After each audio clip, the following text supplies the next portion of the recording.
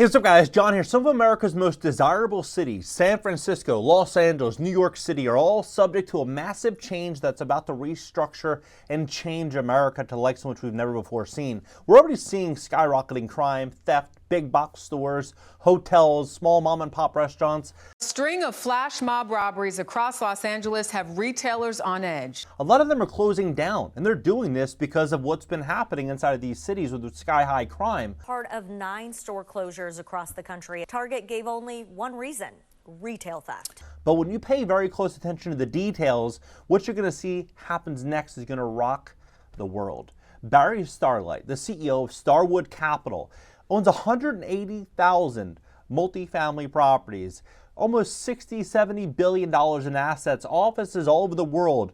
He made a prediction that we're walking into the Detroit phase, where all of these cities are going to just essentially plummet in value. Crime is going to get out of control compared to where it is now. I'm going to show you the video of what he's saying, but most importantly, what the White House is saying, what all the billionaires are doing, what everybody is preparing for, so you can see very clearly what the future is going to look like. Because over the next 5 to 6 years, you're going to see the 2024, 2025 is going to be a ramp up, and then it's just going to be a slow and gradual progression to that. I'm going to break it down for you. I'm going to give you the facts. Please hit the like button. Hit the like button. YouTube will share the content, educate more people about what's going on in America's economy. And if you'd like to fix your credit to position yourself for what I believe is going to be the greatest transfer of assets and wealth in American history, we'd love to help fix your credit at GreatCreditFast.com. That's GreatCreditFast.com. GreatCreditFast.com. If you have late payments, medical bills, charge-offs, foreclosures, bankruptcies, repossessions, or any negative item on your credit report, go to GreatCreditFast.com. Click the link in the description just below this video. Schedule a free strategy session. Take a look at this. So this is crazy. I met anybody who thinks what's happening in San Francisco is good, but it's not good. And then retailers leave, and these cities become ghost towns, and we'll go through the Detroit cycle. The Detroit cycle, right? The Detroit cycle. So for context, This is the man. 180,000 multifamily condo units, 3,000 hotels, 84 million square feet of office, 55 million square feet of retail, 50,000 lots and residential subdivisions. So he's not just, an economist or, somebody on CNBC or one of these mainstream outlets giving an opinion. I mean, he's got offices all over the world. And so he's paying attention to vacancy rates. He's paying attention to trends. He's paying attention to what economies are doing well and which ones aren't. And what he's saying is happening in America is shocking because we don't hear this here. White spot. The office situation is a completely U.S. phenomenon. I just was in Munich last week, and rents in Munich are up 15%. The vacancy rate in Munich is 2% for Class A. In Seoul, Korea, it's 1%.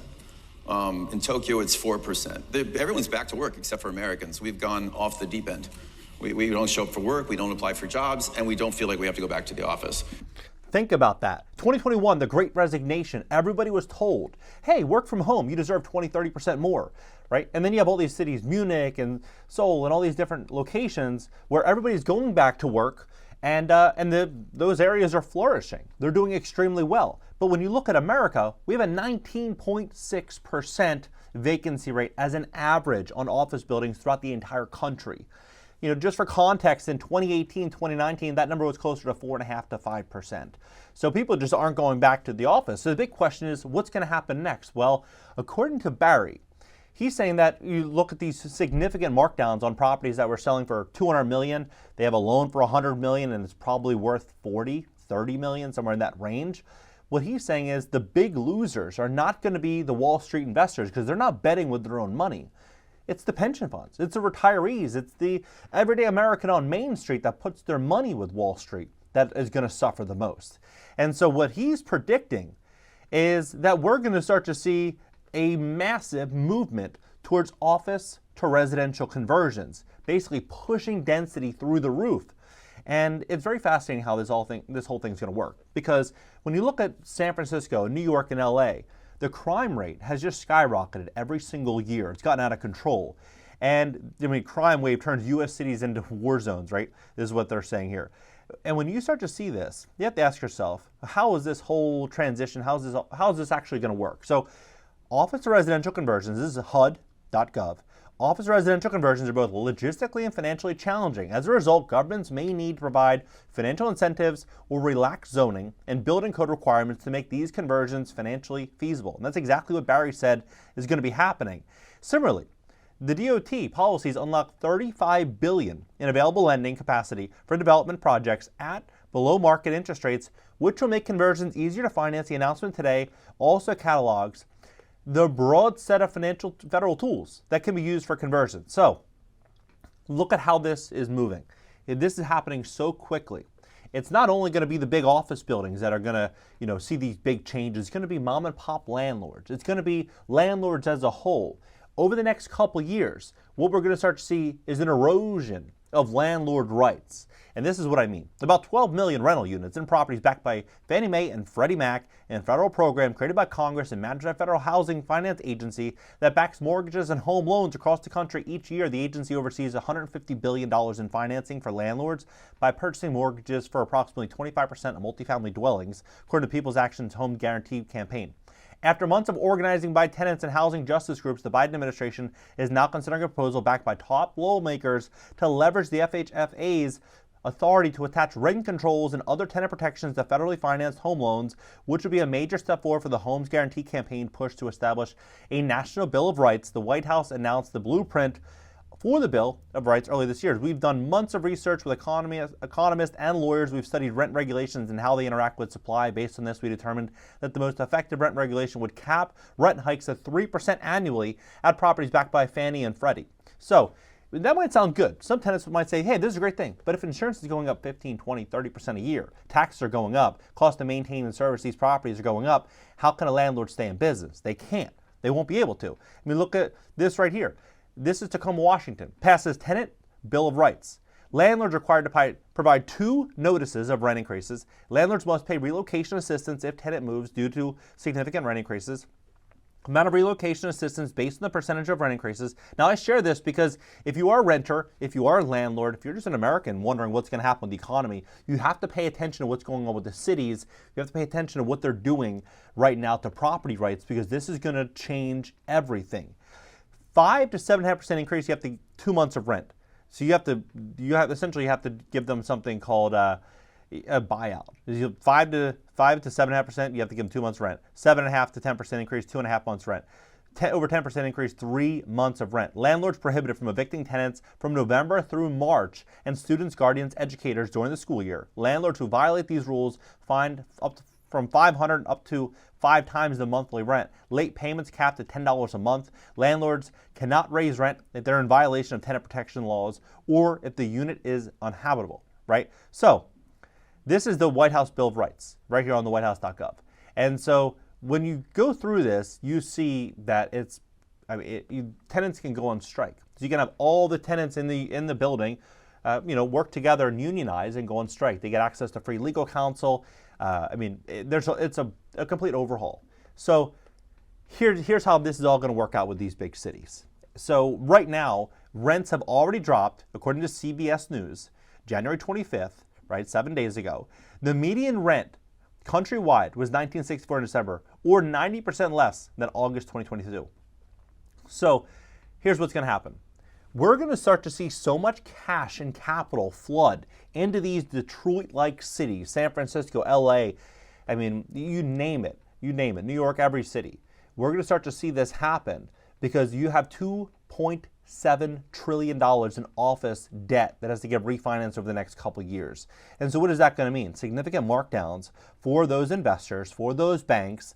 New investors are going to come in. They're going to be able to borrow cheap capital because there's a huge fund right now issuing tax incentives to where you can buy these properties, either demolish them and rebuild or convert them. And so they're going to do that. And what's going to happen? You're going to see a massive new supply of housing units starting to be rebuilt. It might sound crazy, but they say, according to the White House, that conversions also present an opportunity to combat this, right? This is all how converting New York City office buildings, homes can, it's going to reduce. You see what they're doing, right? You see exactly what's happening right now with multifamily and office. It's absolutely shocking. And so here's how I think this whole thing's going to play out. I believe we're going to see crime continue to skyrocket throughout all big American cities. It's going to skyrocket. It's going to get to a place where people are demanding a solution. People are going to say, I need to feel safe walking on the street. In San Francisco, for example, there's some businesses that are hiring private security for their employees. private security because they're not safe to walk to their own cars. They're not safe to take a lunch break. And so what's going to happen when you look at this, right? It says criminals manipulate new technologies, recruit and exploit victims using, right? So they say that using technology to combat this, right? And then they even say right here, artificial intelligence, predictive policing, social media forensic, and facial recognition are arming law enforcement with tools they need to continue fighting crime. We're going to see people start demanding this. That's what's going to happen. They're going to start demanding this. We're going to start seeing drones. We're going to start seeing, you've probably seen the robotic dog that walks around. We're going to start seeing all of this happen inside of these big cities as these populations continue to grow. You have to think about this. They project that populations in the next 6 years, global share of urban population is projected to rise further 60%. By then, 1/3 of the global population is estimated to be living in cities with at least 500,000 inhabitants. In urban areas is projected to grow from 26% in 2000 to 38% in the next 6 years. So, ask yourself this big question. If you're a landlord in a big city, and you see that landlord-tenant rights are changing, and you see that a lot more inventory is going to continue hitting the market, a lot of office residential conversions, a lot more affordable housing projects, a lot of malls being repurposed, what is that going to mean? Rents are going to continue to fall. However, with it, they're going to be pushing forward rent caps, and they're going to be pushing forward additional cost and regulation on landlords, making it more challenging. So I personally think that over the next couple of years, probably 2-3 years, maybe even less than that, there's going to be some insanely good deals. There's going to be a lot of distress, probably even by the end of this year. A lot of distress happening. And the good thing is going to be if you are an investor, you're going to be able to look at the risk differently than the investor that bought it 2-3 years ago, who bought it thinking that rents are going to double every single year or increase 30-40% every single year. You'll be able to buy it based on the real price of what it's actually worth. And that's what I believe Barry and a lot of these billionaires, a lot of wealthy people are going to be doing, is they're going to go in there when everything is getting repriced and they're going to pick it up for pennies on the dollar. Think about this. 29.6% of residents in the nation's 100 largest metros were behind on at least one debt payment during the third quarter of 2023, and 27.3% had serious delinquencies that were over 90 days past due or more. So if you have basically a third of all inhabitants inside of cities presently that are behind on bills, and then you push hundreds of millions of people into cities, what do you think will likely happen? The default rate will continue to rise. Social programs will continue to be in demand at rates in which we've never before seen. I mean, we're going to see something really, really big here. We're going to see something that's going to feel like almost like we're watching a sci-fi movie, 20 years ago, watching one of those futuristic sci-fi movies. That's what we're walking into. But in it, I believe we're going to see a lot of people lose a lot of money and a lot of people make an absolute fortune.